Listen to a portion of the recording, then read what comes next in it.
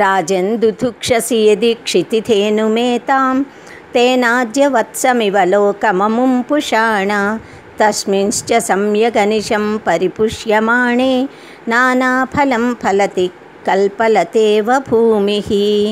ఇందులో కవి రాజుకి చెప్తున్నాడు, ఓ రాజా, రాజన్ అంటే సంబోధించడం, ఓ రాజా, యది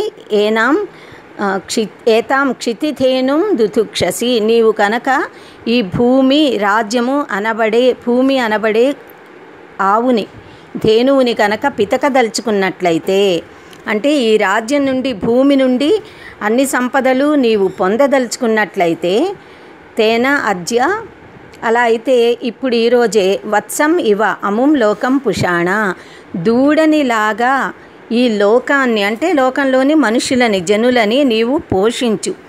దూడని ప్రేమగా లాలించి చక్కగా దాన్ని బుజ్జగించి బాగా చూస్తూ దాన్ని తల్లి దగ్గరికి పంపితే ధేనువు దగ్గరికి, అప్పుడు ఆవు పాలని వర్షిస్తుంది కనుక ఆవు నుంచి పాలు కోరేవాడు దూడని ప్రేమగా చూడాలి.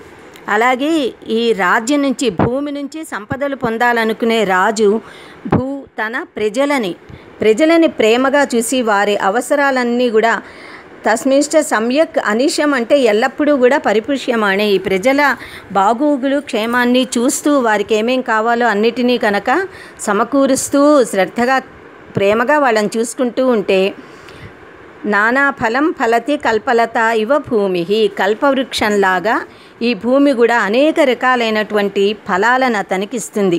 ఫలాలంటే ఏది కావాలంటే అదే వస్తువు, భూమాతలోంచి రాని వస్తుజాతమే లేదు కదా, అన్నిటినీ పొందగలుగుతాడనమాట.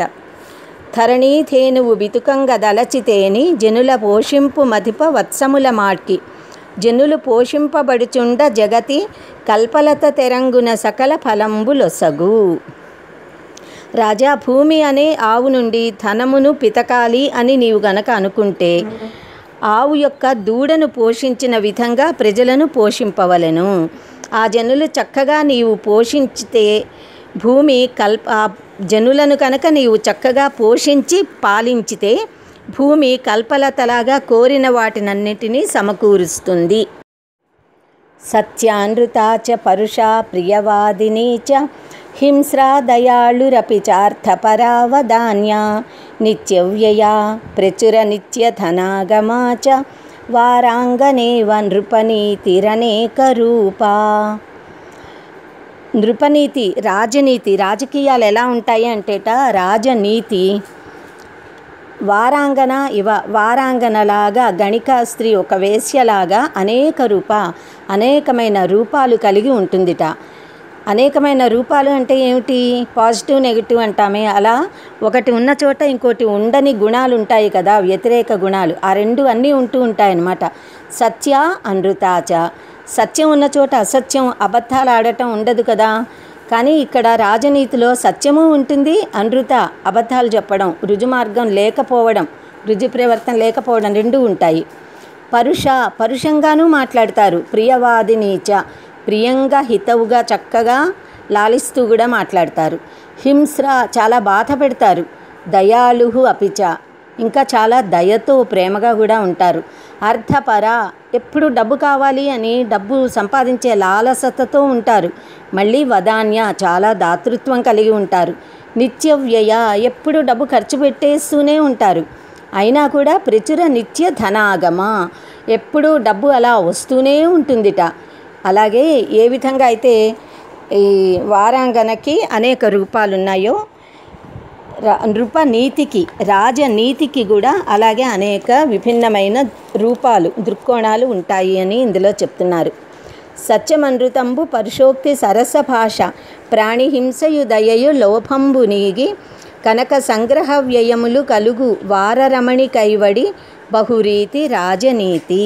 రాజనీతి అనున్నది కొన్నిటి యందు సమయోచితముగా సత్యంతో కూడి ఉండడం, కొన్ని ప్రదేశాలలో అసత్యంగా ఉండడం, ఒక చోట నిష్ఠూరంగా ఇంకొక చోట చెవులకి ఇంపుగా ఉండడం, ఒక చోట బాధిస్తూ ఉండడం, ఇంకొక చోట దయను కనబరుస్తూ ఉంటుంది. అలాగే ఒక చోట పిసినారితనాన్ని చూపిస్తూ మరొక చోట దానం చేస్తూ ఉంటుంది. ఒక చోట ఎప్పుడూ ఖర్చు పెడుతూ మరొక విధంగా ఎల్లప్పుడూ సంపాదించుతూ ఉండే వారాంగనలాగా నానా విధాలుగా ఉంటుంది రాజనీతి. ఆజ్ఞా కీర్తి పాలనం బ్రాహ్మణానాం దానం భోగో మిత్ర సంరక్షణం చ ఏషామేతే షడ్గుణాః న ప్రవృత్తాః కోర్థః తేషాం పార్థివోపాశ్రయేణ. అంటే ఏ రాజులలో అయితే ఈ 6 గుణాలు లేవో అటువంటి పార్థివ ఉపాశ్రయేణ, అలాంటి పార్థివులంటే రాజులని ఉపాశ్రయేణ ఆశ్రయించడం వలన కోర్థః కహ అర్థః ఏం లాభం ఉంటుంది? ఎలాంటి 6 గుణాలు ఉండాలిట రాజుల్లో? ఆజ్ఞ, ఎవరైనా దుర్మార్గులుంటే వాళ్ళని శిక్షించడానికి ఆర్డర్ ఇవ్వగలిగిన, ఆజ్ఞాపించగలిగిన ధైర్యం ఉండాలి. కనుక దుర్మార్గులని, దుష్టత్వాన్ని ఆజ్ఞతో అంటే వాళ్ళని శిక్షించాలి. కీర్తి, మంచి కీర్తి కలిగి ఉండాలి. పాలనం బ్రాహ్మణానం, బ్రాహ్మణులని పరిపాలించాలి, కాపాడాలి. దానం, దానగుణం కలిగి ఉండాలి. భోగ, సకల రకాల భోగాలు అనుభవించగలగాలి. మిత్ర సంరక్షణం చ, ఇంకా స్నేహితులని రక్షించాలి. ఏషాం, ఎవరి ఎందైతే ఏతే షడ్గుణాః, ఈ 6 గుణాలు న ప్రవృత్తాః ఉండవో అలాంటి రాజులను ఆశ్రయించడం వల్ల లాభం ఏమిటి అంటే ఏ లాభము ఉండదు అని అర్థం అన్నమాట. ఆజ్ఞయును కీర్తియును భూసురావనంబు దానమును భోగమిత్ర సంత్రాణనములు షడ్గుణంబులు కలుగవే జనులయందు వారి గొల్చిన ఫలమేమి వసుమతీస.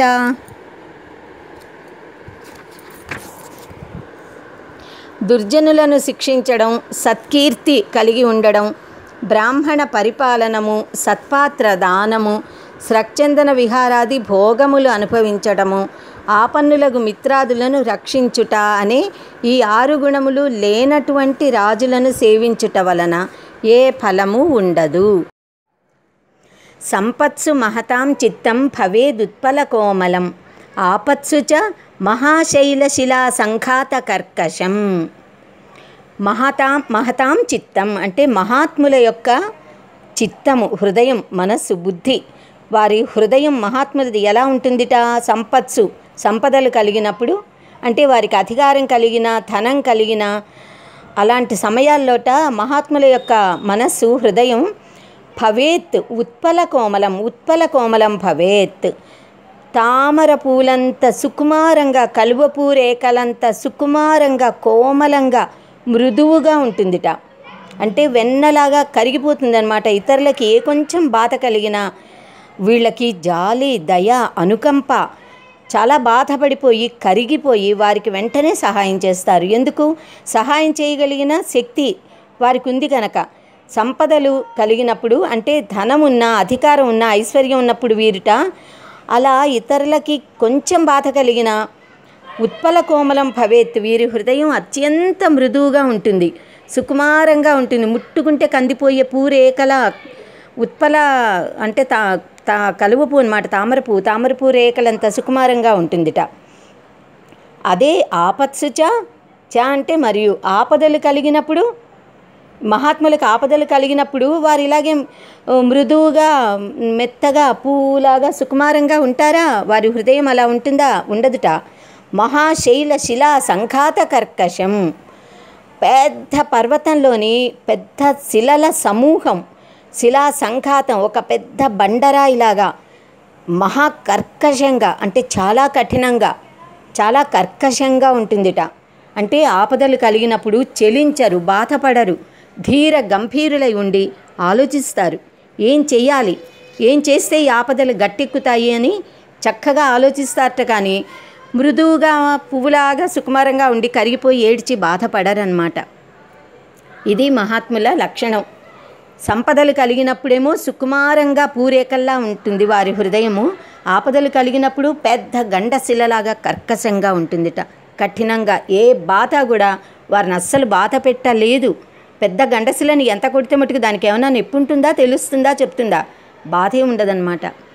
అలా సంపదలు కల్గుతరి మహాజనుల హృదయము అభినవోత్పల కోమలం బగుచు వెలయు నాపదలు వందునప్పుడు మహామహీధరాస్మ సంఘాత కర్కశంబై తనర్చు. సంపదలు కలిగినప్పుడు మహాత్ముల మనస్సు కలువ పూల కంటే కోమలంగా ఉంటుంది. మహాత్ములు ఆపదలు వచ్చినప్పుడు పెద్ద పర్వతమునందలి రాతి గుండు వలె కఠినంగా ఉంటారు. అనగా మహాత్ములు సంపదలు వచ్చినప్పుడు గర్వపడరు, కఠినులు కారు, ఆపదలు వచ్చినప్పుడు వెలవెలపోరు అని అర్థం అన్నమాట. యద్ధాత్ర నిజఫాల పట్టలిఖితం స్తోకం మహద్వాధనం తత్ప్రాప్నోతి మరుస్థలేపి నితరాం మేరౌ తతో నాధికం తద్ధీరో భవ విత్తవత్సు కృపణాం వృత్తిం వృథా మా కృతాః కూపే పశ్య పయోనిధావపి ఘటో గృహ్ణాతి తుల్యం జలం. యత్ ధాత్ర నిజపాల పట్టలిఖితం స్తోకం మహద్వా ధనం తత్ ప్రాప్నోతి. అంటే మనిషికి ధనం అనేది బ్రహ్మదేవుడు నొసటన ఎంత రాస్తాడో, జీవితంలో ఎంత ధనం లభిస్తుందో దాన్ని బ్రహ్మదేవుడు ముందరే మనకి రాసి ఉంచుతాడు. కనుక అలా బ్రహ్మదేవుడు రాసినటువంటి ధనము స్తోకం, అది కొద్దిగా అయినా మహత్వ, చాలా ఎక్కువైనా కూడా ఆ ధనాన్ని మరుత్స్థలే అపి, ఎడారిలో ఉన్నా కూడా నువ్వు పొందుతావు. ఎంత రాసి పెట్టిందో అంత నువ్వు ఎక్కడ ఉన్నా దాన్ని పొందగలుగుతావు. మేరు తతు నా అధికం, బంగారు పర్వతం కదా అని మేరు పర్వతం మీదికి వెళ్ళినా నీ నొసటన ఎంత రాసి పెట్టి ఉందో అంత తప్ప ఎక్కువ ధనం నీకు లభించదు. తత్ ప్రాప్నోతి అంటే దాన్ని పొందుతావు. మరుస్థలే అపి అంటే మరుభూమిలో కూడా, ఎడారిలో కూడా. నితరాం అంటే అంతకంటే ఎక్కువగా మేరు పర్వతం అధిరోహించిన తతః నా అధికం ప్రాప్నోతి, అంతకంటే ఎక్కువ నీకు రాదు. ఎంత రాసిపెట్టిందో అంతే వస్తుంది. కనుక ధీరః భవ, కనుక నీవు ధీరుడివై ఉండు. ఎప్పుడూ చక్కగా ధైర్యంగా, భగవంతుడు ఎంత రాసిందో అంత ఇస్తాడు, దాంతో తృప్తిగా ఉండడానికి అలవాటు పడి ధీరుడిలా ఉండాలి. విత్తవచ్చు కృపణాం వృత్తిం వృథా మా కృతాః అంటే డబ్బున్న వాళ్ళని చూసి అయ్యో వాళ్ళకంత ధనం ఉందే నాకు లేదే అని ఆ దైన్యాన్ని పొందవద్దు. కృపణత్వం అంటే బలహీనత, ఆ దైన్యత్వం, దీనత్వాన్ని నువ్వు పొందకు. డబ్బున్న వాళ్ళకి డబ్బు ఎక్కువ ఉంది, నేను అంత సంపాదించాలి అనే ఆ పోటీ కూడా అనవసరం. కనుక దీనత్వాన్ని పొందకూడదు, ఏ భావాన్ని పొందకూడదు. ఎంత ఉందో అంత నీకు ఎలాగూ వస్తుంది. కనుక నీ ప్రయత్నాన్ని నువ్వు చేసుకుంటూ మామూలుగా ఏ మత్సర భావం లేకుండా ఎలా ఉండాలో అలా ఉండాలి. దీనికి ఉదాహరణ చెప్తున్నారు కవి ఇందులో. కూపే, మనం ఎంత ఘటం అంటే కుండ, మనం తీసుకెళ్ళే పాత్ర, అది చిన్నది అయితే మనము సముద్రంలో ముంచినా బావిలో ముంచినా దాని నిండా నీరే వస్తాయి. ఆ ఘటం పెద్దదైతే దాని నిండా వస్తాయి నీరు. పయః అంటే నీరు, పయోనిధావపి అంటే సముద్రం. సముద్రంలో ఘటాన్ని ముంచినా, కూపే ఒక బావిలో ముంచినా కూడా తుల్యం జలం గృహ్ణాతి, దానిలో ఎన్ని పడతాయో అంత నీరే తీసుకుంటుంది ఆ కుండ. మనం తీసుకెళ్ళిన పాత్రలోని నీరు అంతే ఉంటుంది తప్ప ఎక్కువ రాదు, తక్కువ రాదు.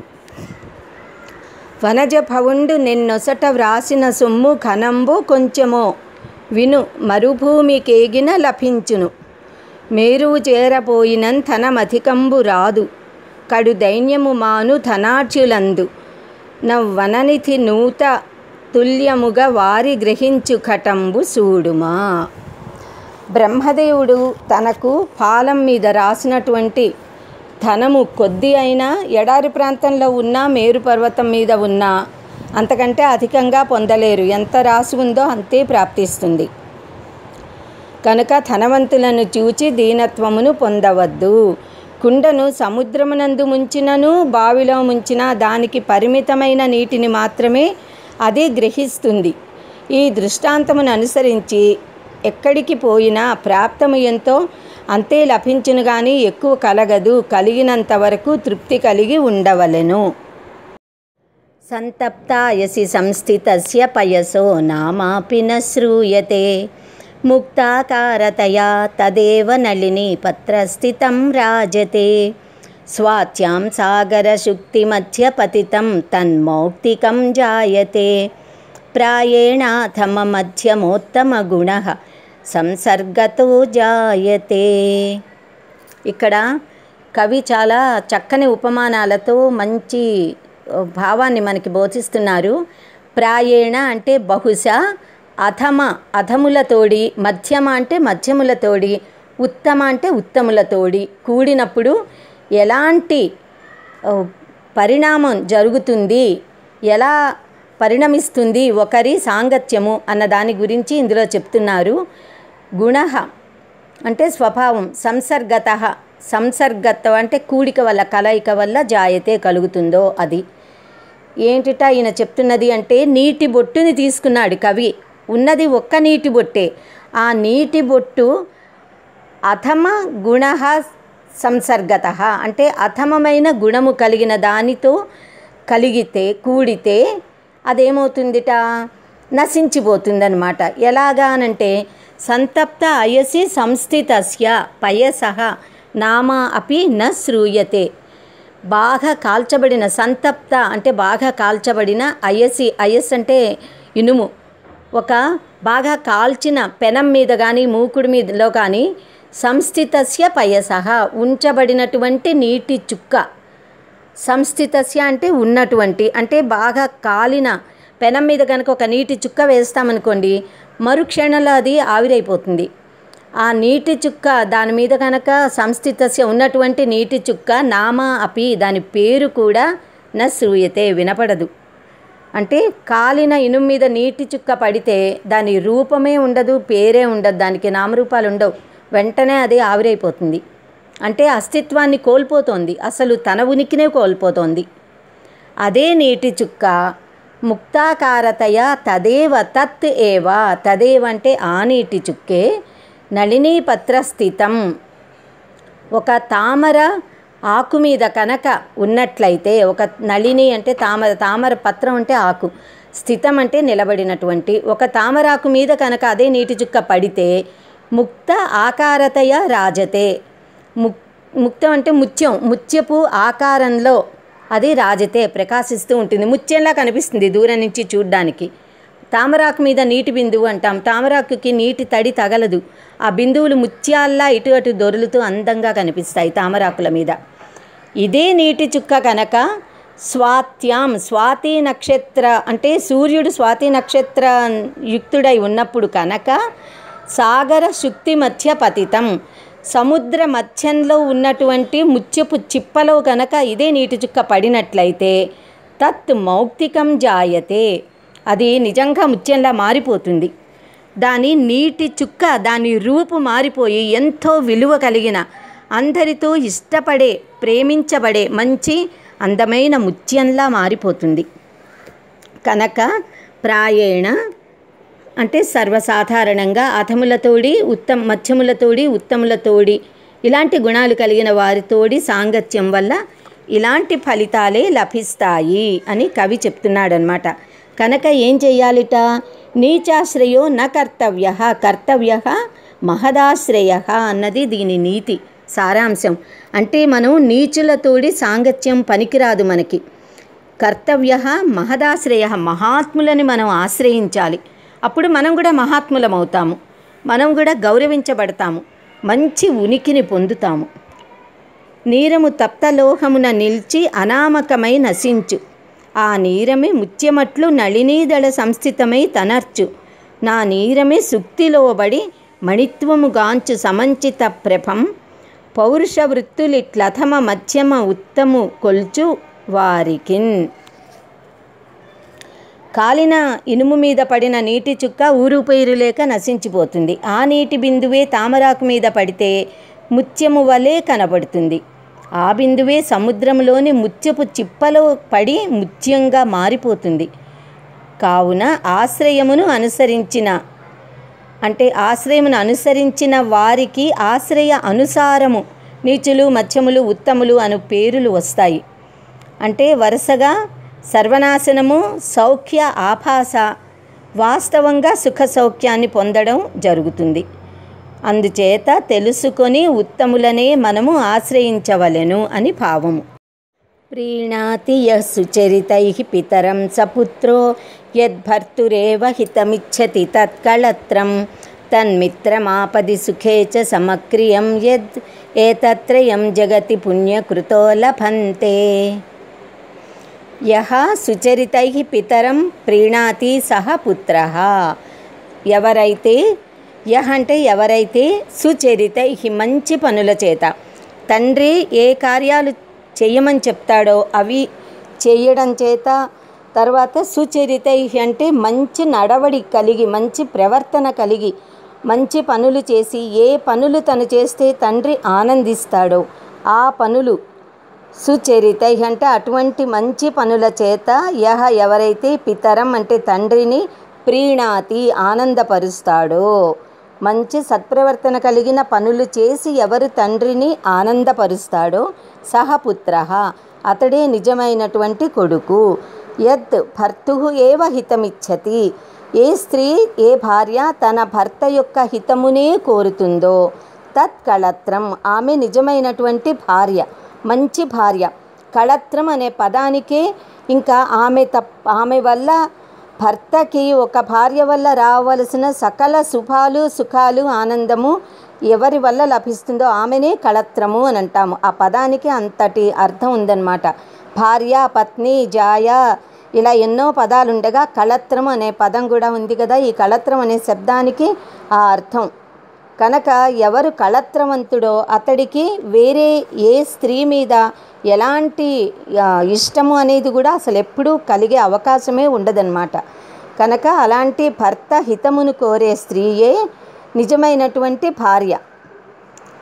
అంటే ఏ భార్య అలా ఉంటుందో ఆమె నిజమైన భార్య.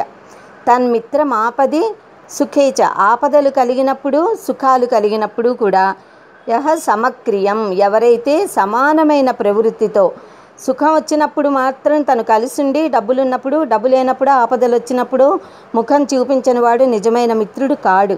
కనుక ఆపదలందు, విపత్తుల్లోనూ, సుఖాలలోనూ కూడా సమానమైనటువంటి ప్రవృత్తి కలిగిన ఏ స్నేహితుడున్నాడో అతడు నిజమైన స్నేహితుడు. ఏతత్ త్రయం ఈ ముగ్గురు కూడా జగతి అంటే ఈ ప్రపంచంలో పుణ్యకృత ఎంతో పుణ్యం చేసినటువంటి వాళ్ళకి మాత్రమే లభంతే లభిస్తారు. అంటే ఎంతో పుణ్యం చేస్తేనే ఈ ముగ్గురు కూడా మంచి భార్య, మంచి కొడుకు, మంచి మిత్రుడు లభిస్తారు. జనకుని పూజలం కడు ప్రసన్నుని చేయునతండు పుత్రుడు. ఏ వనిత మెలంగు భర్తృవశవర్తిని అయి అది సత్కళత్రమే జనుడు విపత్తి సౌఖ్య సదృశక్రియుడు. ఆతడు మిత్రుడి త్రయంబును జగతి లభించు కడు పుణ్యము చేసిన ఎట్టి వారికిన్. తన మంచి నడవడిక చేత తండ్రిని సంతోషపెట్టేవాడే నిజమైన పుత్రుడు. భర్త యొక్క హితమును కోరుకొనున్నటువంటి ఆమెనే నిజమైన భార్య. ఆపదలందు, సంపదలందు సమానంగా చెలిమి చేయువాడే మిత్రుడు. ఇటువంటి పుత్రుడు, భార్యామిత్రుడు పుణ్యాత్ములకు కానీ లభింపరు.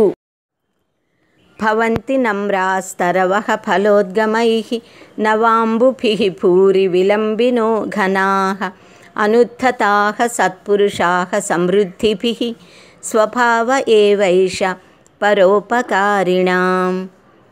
కవి ఇందులో పరోపకార పారేణులైన సజ్జనుల గురించి చెప్తున్నాడనమాట. పరోపకారిణాం పరులకి, ఇతరులకి ఉపకారం చేసేటటువంటి స్వభావం ఇది.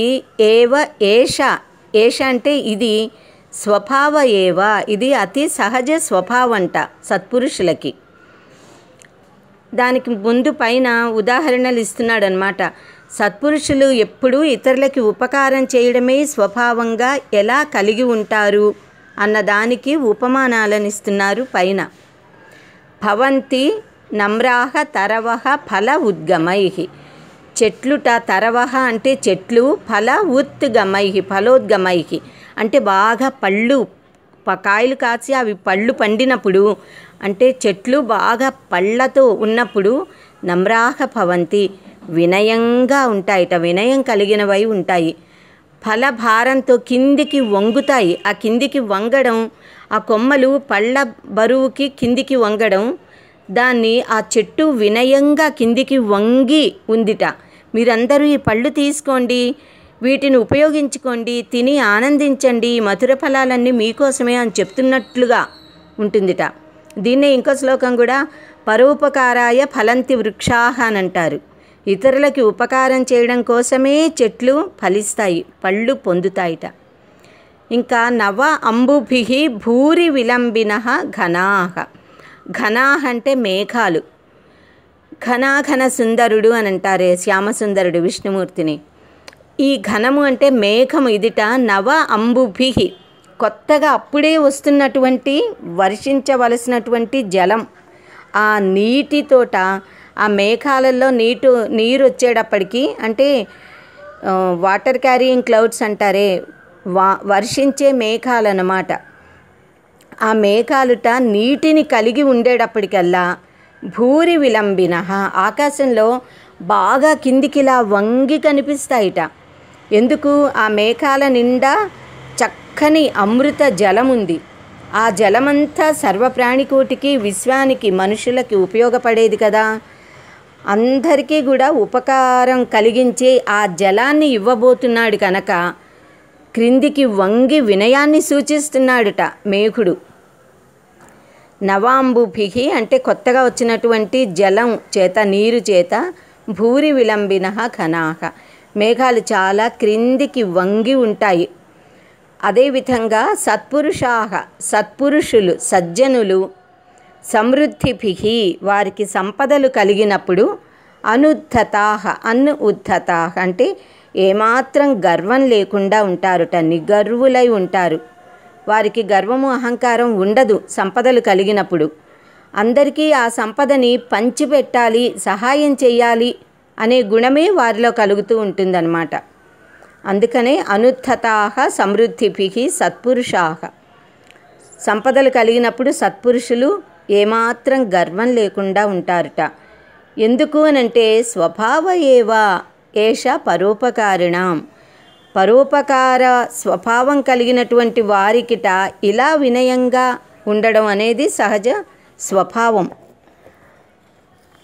తరువులతి రసఫలభార గురుతగాంచు నింగి వ్రేలుచు అమృతమొసంగు మేఘుడు ఉద్ధతులు కారు బుధులు సమృద్ధి చేత జగతి నుపకర్తలకు నిధి సహజ గుణము. ఫలించే కాలం నందు వృక్షాలు ఫలముల బరువు చేత వంగి ఉంటాయి. నీటి చేత బరువెక్కిన మేఘాలు క్రిందిగానే వేలాడుతూ ఉంటాయి. సజ్జనులు సంపదలు వచ్చినప్పుడు గర్వం చూపించరు. ఇది పరోపకార పరాయణుల సహజ స్వభావము. నమ్రత, క్రిందిగా ఉండుట, గర్వం లేకుండా ఉండుట అనేవి పరోపకారులకు సహజ గుణములు. పాపాన్ నివారయతి యోజయతే హితాయ గుహ్యం నిగూహతి గుణాన్ ప్రకటీకరోతి ఆపద్గతం చ న జహాతి దదాతి కాలే సన్మిత్రలక్షణమిదం ప్రవదంతి సంతః. సత్పురుషులు దీనిని సన్మిత్రుల, మంచి స్నేహితుల లక్షణము అని చెప్తున్నారట. దేనిని? సంతః అంటే సత్పురుషులు, ఇదం అంటే దీనిని, పై 3 వాక్యాల్లో చెప్పబడేటటువంటి ఈ లక్షణాలని సన్మిత్ర లక్షణం, మంచి స్నేహితుల యొక్క లక్షణాలు అని ప్రవదంతి చెప్తున్నారు. ఏమిటిట సన్మిత్ర లక్షణాలు? మంచి స్నేహితుల గుణం, లక్షణాలు ఎలా ఉంటాయి అనంటేట, ఒక మంచి స్నేహితుడు తన స్నేహితుడిని పాపాత్ నివారయతి, పాపపు పనులు చేయడం నుంచి మరలుస్తాడు.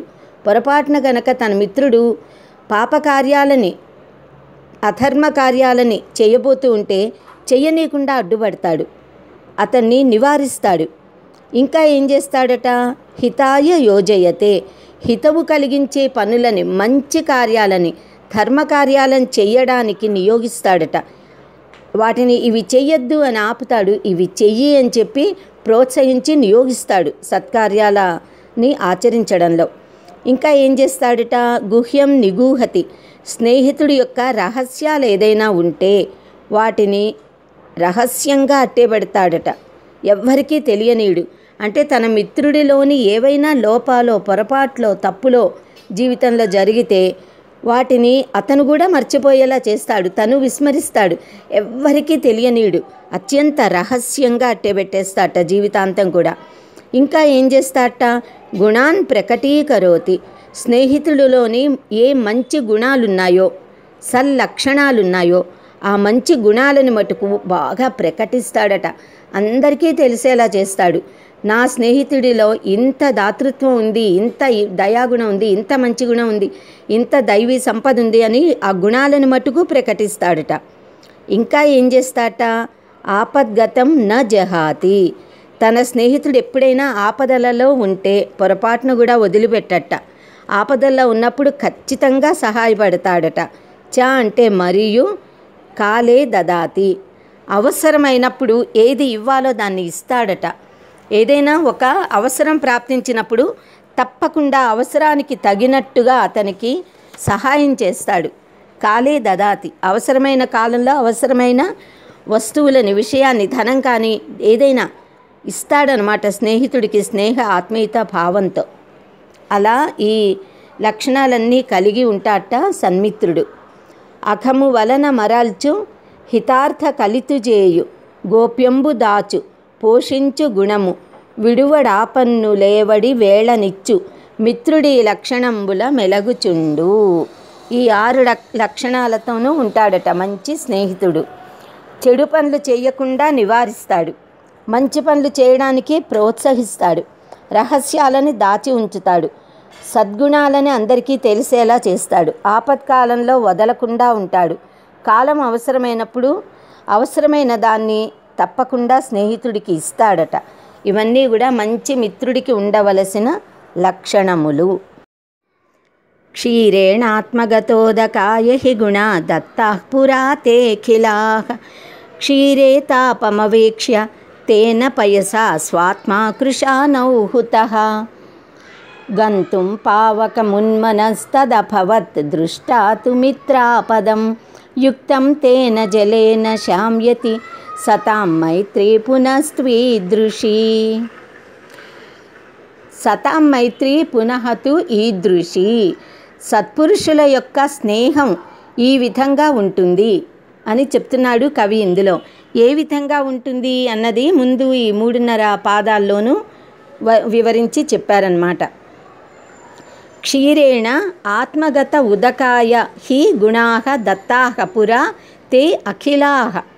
పురా అంటే పూర్వం, ముందు, ఒకప్పుడుట. అంటే పాలు ఉన్నాయన్నమాట ఒక గిన్నెలో, అప్పుడు నీరు వచ్చి పాలతో స్నేహం చేసింది. ఆ సమయంలోట పురా, అప్పుడు ఎప్పుడైతే ఈ నీరు వచ్చి పాలతో చేరి స్నేహం చేసిందో అప్పుడు ఈ పాలు క్షీరేణ అంటే ఈ పాల చేత అఖిలాహ ఆత్మగుణాహ, తనవైనటువంటి తన స్వంత గుణాలన్నీ కూడా, ఆ తెల్లదనము, స్వచ్ఛత, మాధుర్యము, పాలలో ఉండే సహజమైన తీపిదనం, తెల్లదనం, ఇవన్నీ కూడా పాలు తన స్నేహితుడైన నీటికి ఇచ్చేసిందిట. ఆత్మ గుణాహ అఖిలాహ, అన్నింటినీ కూడా గుణాహ దత్తాహ, తన స్నేహితుడైనటువంటి నీటికి ఇచ్చిందిట. సో పాలల్లో కలిసిన నీరు కూడా పాలల్లాగా తెల్లగా, రుచిగా, చక్కగా పాలు నీరు కలిసిపోయి ఒకేలా ఉన్నాయన్నమాట. ఇలా ఇద్దరు ఆత్మీయంగా స్నేహంగా ఉంటున్నప్పుడు ఒకసారి ఏమైందిట, ఆ నీళ్లతో కూడిన పాలు ఉన్న ఈ గిన్నెని స్టవ్ మీద పెట్టి కాస్తున్నారు. అప్పుడు తన స్నేహితుడైన పాలకి ఆపద కలిగింది. ఆ ఆపదని మిత్రుడైన నీరు చూసిందిట. క్షీరే తాపం అవేక్ష్య, స్టవ్ మీద ఆ గిన్నె పెట్టి కుంపటి మీద మరిగిస్తూ ఉంటే పాలు వేడెక్కిపోయి పాల శరీరం కాలిపోతోంది, బాధ కలిగింది, మండిపోతోందిట. ఇలా తన స్నేహితుడికి కలిగిన తాపం, బాధని చూసి పయస అంటే ఈ పాలు పడుతున్నటువంటి బాధని చూసిట తేన స్వ ఆత్మ కృశానౌ హుతః క్షీరే తాపం అవేక్ష్య తేన పయస స్వాత్మ కృశానౌ హుతః. ఈ పాలు మరుగుతూ ఉంటే పాలకి కలిగిన బాధకి పాలల్లో ఉన్న నీరు బాగా మరిగిపోతోందిట. పాలు బాధపడుతూ ఉంటే అగ్ని మీద ఉన్నటువంటి ఆ పాలల్లో ఉన్నటువంటి నీరు చాలా బాధపడి నీరు మరిగిపోవడం మొదలెట్టిందిట. నీరంతా ఆవిరైపోతోంది. ఈ పాలు కాగేటప్పుడు ఈ పాలలో ఉన్న నీళ్లు ఆవిరైపోతాయి కదా. ఈ నీళ్లు ఆవిరైపోతూ ఉంటే తన స్నేహితుడికి కలిగిన బాధకిట, అయ్యో నా మిత్రుడు ఇలా కృషించిపోతున్నాడే, చిక్కిపోతున్నాడు, కృషించిపోతున్నాడు, మరిగిపోతున్నాడు అనే బాధకి అగ్ని మీద పాలకి చాలా కోపం వచ్చేసిందిట. వచ్చి ఏం చేసింది? గంతుం పావకం ఉన్మనస్తదభవత్ దృష్టాతు మిత్రాపదం. తన మిత్రుడికి కలిగిన ఆపదకి ఈ పాలకి చాలా కోపం వచ్చి ఆ అగ్నిహోత్రుడి మీదికి యుద్ధానికి వెళ్ళడం కోసం పాలు ఇలా గిన్నెలోంచి పైకి వచ్చేస్తున్నాయట. పాలు పైకి వచ్చి పొంగిపోతాయి కదా మరిగిపోతే. అలా కోపంతో బుస్సుమని పైకి అగ్నిహోత్రుడి మీదికి ఉరకడానికి పాలు పైకి వస్తూ ఉంటే మళ్ళీ తన స్నేహితుడైన జలాన్ని కాసి నీళ్లు చల్లారట ఆ మరుగుతున్న పాల గిన్నెలో ఉన్న పాల మీద. చల్లేటప్పటికీ యుక్తం తేన జలేన ఆ పాలు మళ్ళీ నీళ్లతో కలిసేటప్పటికీ శామ్యతి దాని కోపం అంతా తగ్గి శమించిందిట, శాంతించిందిట. కోపం తగ్గి మళ్ళీ కిందికి వెళ్ళిపోయింది. అంటే మరుగుతున్న పాల మీద కాసి నీళ్లు చల్లేటప్పటికల్లా దాని కోపం తగ్గి పాలు మళ్ళీ కిందికి వెళ్ళాయిట. ఎంత చక్కని భావనతో కవి ఇందులో చెప్పారో చూడండి. క్షీరము మున్న నీటి కొసగెన్ స్వగుణంబులు తన్ను చేరుటన్ క్షీరము తప్తమౌటగని చుచ్చురికెన్ వెతచే జలంబు దుర్వార సుహృద్ విపత్తిగని వహ్ని జ్వరంజనే దుగ్ధము అంతలో నీరము కూడి శాంతమగు నిల్పు మహాత్ముల మైత్రి ఈ గతిన్. పాలు తన యందు కలిసిన నీటికి తన గుణాలన్నిటినీ ఇచ్చింది. పాలను వేడి చేయగా తనకు ఇలాంటి సహాయం చేసిన పాలకు కలిగిన తాపాన్ని చూసి జలము అగ్నియందు పడ్డానికి ప్రయత్నం చేసి మరిగిపోయి కృషించిపోయింది.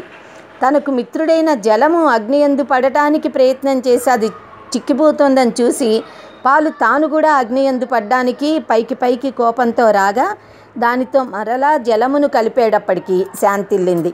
సజ్జనుల సహవాసము ఇలా విడదీయరానిదిగా ఉంటుంది.